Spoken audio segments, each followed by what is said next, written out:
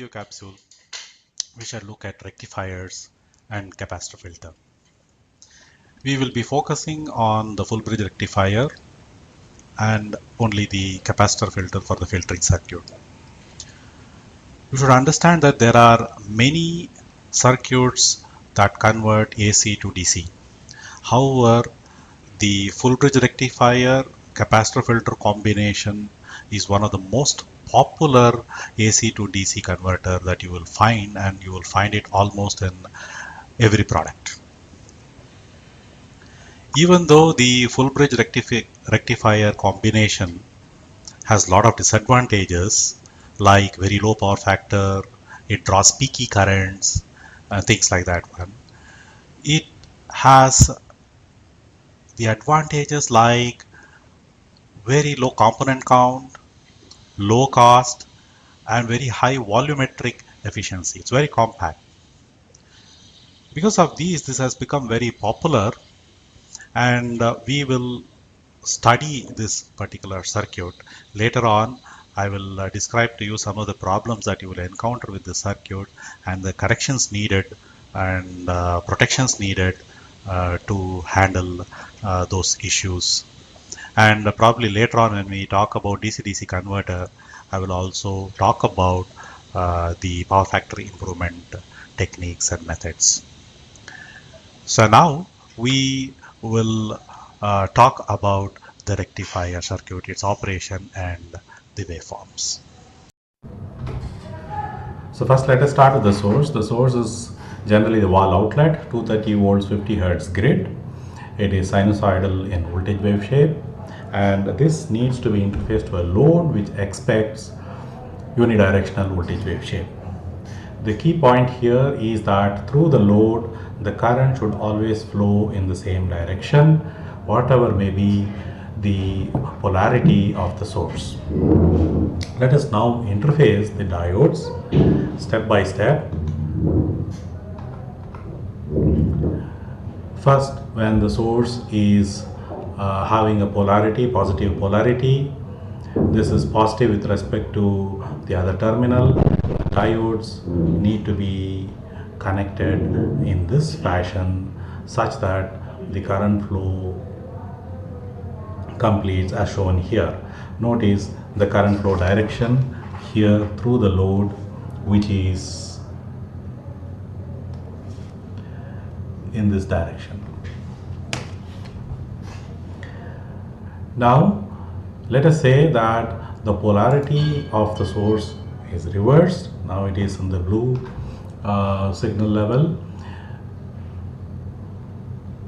These two diodes will become reverse biased and turn off. I will explain a little later. Let us first see the current flow direction. This is positive with respect to this. So you will see that here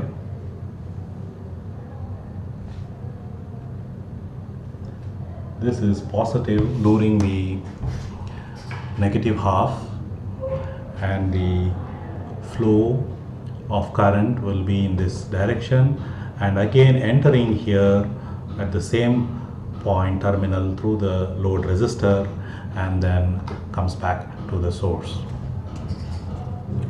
Note again here importantly that the current direction has been retained. Thereby you will see that the voltage across the load is unidirection whether the source voltage is positive or negative. Now let me just tell you how this diode gets reverse biased here. So you saw that when the blue colored diodes are conducting, this is positive with respect to this terminal. So when this blue diode is conducting, this terminal, this point is at a positive potential with respect to this.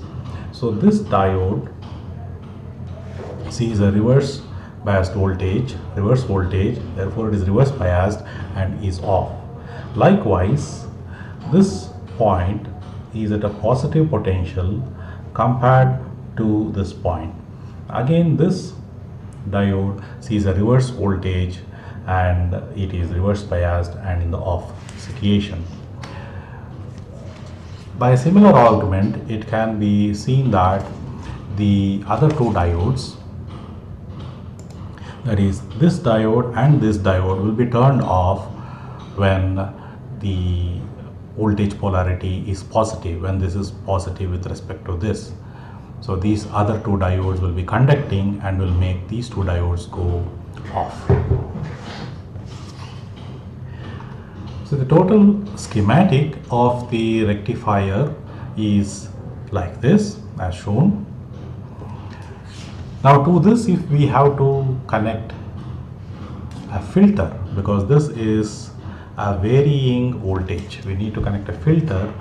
It is a simple matter of connecting a capacitor like this as shown. This is a capacitor C. Now this capacitor will act as a filter and try to pass the current through the load, which is more or less a DC. Now at this point, it may be interesting to see some real components of the rectifier and the capacitors. I'd like to show you some common rectifier diodes. Now this is a very common rectifier diode used in most of the products, 1N400, 1N4007 kind of series kind of diodes. It can handle just about 1 amp or so, and pretty popular and common. They come in strips like this, and then you will be mounting 4 of them to form a full bridge rectifier. Like this, you also have still smaller diodes. These are 1N4148 type diodes, much smaller, handles only around 500 milliamps or 800 milliamps, in that range, for much smaller circuits. You have some FR series higher amps one also you see here. This is the one which I am right now showing is around 3 amps range FR series diode, rectifier diodes. It can be used for rectification. And then this is a 6 amp diode, what I am right now showing. So these can also be used for rectification. An interesting thing here, would like to show you this. You see, this is a full bridge rectifier completely. It is having 4 diodes within it. So 2 of the leads are connected to the AC and 2 of the leads are connected to the unidirectional port, that is plus minus this one. And to that unidirectional port pins you connect the load resistor or even the filter capacitor. So this comprises 4 diodes within it. It's a full bridge rectifier component available to you. Another interesting piece is this. You see here, it is having 5 pins. This is actually a 3-phase rectifier. You connect the A phase, B phase, C phase to these 3 terminals, and then you can take the plus and the minus output from these and connect the capacitor or the load at this point. This is a 3-phase rectifier, and you will see that the back side there is an aluminum facing which can be used for connecting to the heat sink for thermal regulation. So the heat sink can be of this type, like, or any other type, depends upon the design, and one will mount it in this fashion to get a better thermal flow. So like these rectifiers, I have few capacitors also to show to you. So these are the aluminum electrolytic capacitors which will be used. In the smaller ones, you will use these kind of aluminum electrolytic capacitors. The one with the line mark is the negative polarity usually, and a slightly bigger one with this is 4700 microfarads. This is also aluminum electrolytic. Most of the time it is aluminum electrolytic that will be used. A still bigger one normally used as DC link capacitors in high power circuits, in inverters and things like that one, where there are terminal lugs. You connect the lugs there. And this is from Eurovox. This is 450 volt DC high voltage, 1000 microfarads capacitor. This is also aluminum electrolytic. Yeah, these are some of the components. Actually, you see, these are the two sets of components that we'll be using in the rectifier circuits. Yeah, back to the circuit. So we have the full bridge rectifier and the capacitor connected as a filter here across the load. Now let us name the parts. We'll call the input source as Vin. Diode D1 and diode D4 connect during the positive half cycle of the input. Diode D2 and diode D3 conduct during the negative half cycle of Vin. This is the capacitor C and a load R0. For now we have put a resistive load. The point that is of interest is here, and that is called VC. VC, or the voltage across the capacitor, is of importance to you because that is the voltage that the load will also be seeing, and this actually would be the filtered voltage. Another point of interest, or points of interest, are the three currents that flow at this node. This is the current coming out of the rectifier. This is the current that flows into the capacitor, and this is the current that flows into the load. So here we expect that at this point we expect the current to be a DC, and around here we expect the current to be spiky, peaky current, and here in the through the capacitor we expect the current to have gone down by the load current value, something like that.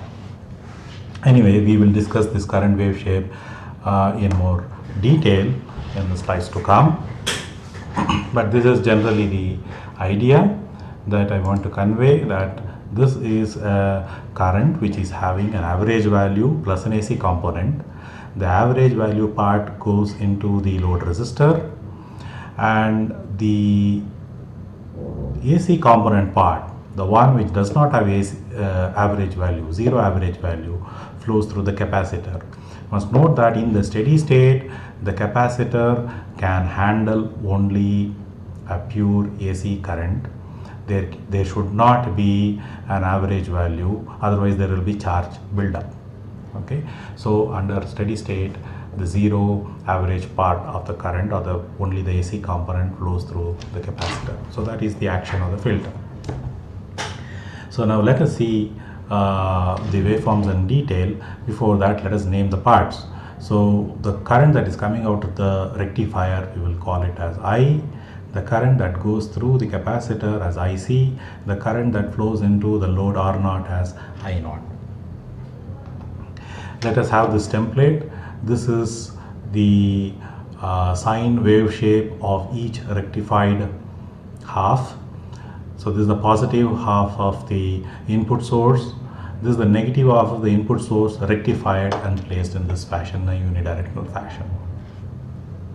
Let us start from this point, this peak point, as a reference, and then we will come back to it and extend it. And let us say it is in a steady state, which means that there is some charge accumulated in the capacitance. So if I say we are starting at this point, the voltage at the capacitance will also be of this value, Vm value. So at this point, the capacitor is discharging through the load with some time constant. So this is the discharge path of the capacitance, whereas the input wave shape is following this path. So if you look at the diodes in the full bridge, the node voltage here is higher, and the voltage on the input side is lower and all the diodes are reverse biased and off. So during this part and up to this part, you don't see any diode conducting because they are reverse biased, and the capacitor portion is isolated from the input portion. So capacitor is discharging on its own till it reaches at this point when the input wave shape has taken a turn and it is rising up. The moment the input rises beyond this, the diodes conduct. So in this case, the blue colored diodes conduct and the capacitor follows the input. The moment the diodes conduct, the capacitor node point is directly connected to the source and it will just follow the source up to this point. And then again after this point, the period repeats and you will see that the capacitor discharging in this fashion, and the moment capacitor starts discharging like this and the input also starts to flow down along the sinusoidal path, you will see there is a difference in potential. The diodes are reverse biased and they turn off. Likewise so, and this would be the steady state waveform wave shape for the output at node VC. So this is also the ripple that the output would see across the load. And this ripple is controllable through design. We will see that later. Now, if you see, only during this portion we see conduction in the diode. Only during this portion we see conduction of the diode. So let us mark that off. And during that only we will see current here, a current I flowing. So what should be the type of the current? So the moment the diodes turn on at this point, a voltage source is seen connected to a capacitance. So there is a direct connection of two potential devices. So there will be a huge current rise here, and it is limited only by the track inductance, diode impedance, and any ESR of the capacitance and the inductances here. These kind of non-idealities only will limit the current. So the current wave shape will be something like this. It will have a very sharp rise and it will have a time constant based on only the series impedances coming in the path. Now this current will repeat every half cycle as shown here. What happens during the first cycle when the capacitance is not charged? We will look at that a bit later. Let us first clarify the other components of the current. Now we see that this is the wave shape of the voltage with a ripple, and this is the current that is flowing output of the rectifier just before the filter. Now during this time D1 and D4 are conducting and other two diodes are conducting during this period, D2 and D3. So basically this would form the diode currents, and if you calculate, if you draw the waveform for I in, the input current, this is the wave shape for during the positive half cycle, and during the negative half cycle this would be in reverse like this. Now this is the wave shape for the input current. Now let us look at the load current and the capacitor currents.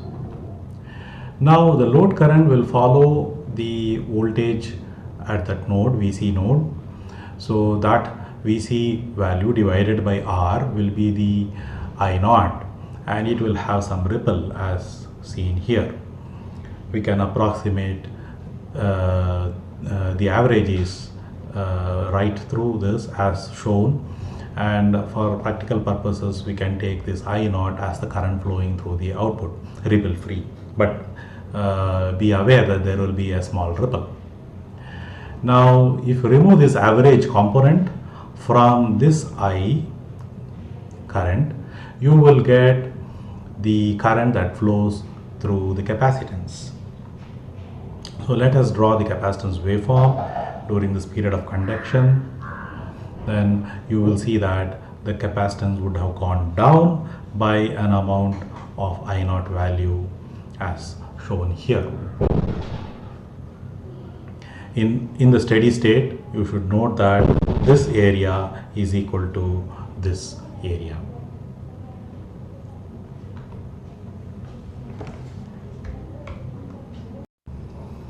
I would now like to revisit these waveforms to discuss about the current during starting. So let me remove this part of the waveform.